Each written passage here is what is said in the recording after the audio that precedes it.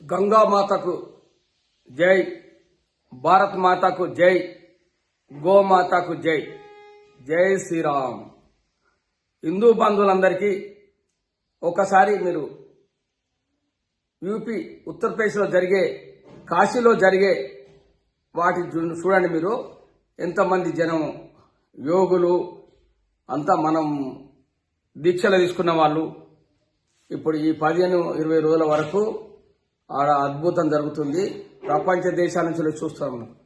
ప్రపంచ దేశాలు ఆ ఘాట్లు శవాలు కాలేది, ఇవో అందరం ఇడికే వస్తాము అని జనం వాళ్ళు అనుకుంటా ఉన్నారు.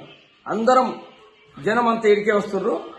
ఎట్టి పరిస్థితుల్లో కంపల్సరీ లాస్ట్కు ఇడికే రావాలి కంపల్సరీ అని జనం కోసం ఆడికి పోతే అవి చూస్తే సాగుతుంది.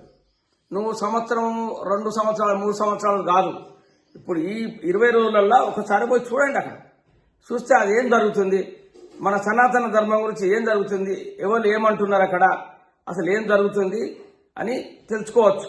నీ జీవితంలో మనం చేసేటి అన్ని ఈ చాలా మంది మోసాలు చేసుడు, ఓనుకోడు, ఇట్లా చేసుకున్నాడు, ఈ కులం వల్ల చిచ్చు పెట్టుడు, ఇవన్నీ మాలుచుకుంటాడు. పోతే ఆడ ఒక రోజు ఉంటే వీళ్ళు తెలుస్తుంది సనాతన ధర్మం అంటే ఏంది. దాని మీద ఎంతమంది ఉంటుండ్రు, ఒక గుడి కడితే అక్కడ ఎంతమంది బతుకుతుండ్రు, పండ్లు, కూరగాయలు మన ఉంటాయి కదా, వీళ్ళు పూలు పండ్లు అమ్ముకునే వాళ్ళే కొన్ని వందల మంది ఉన్నారు.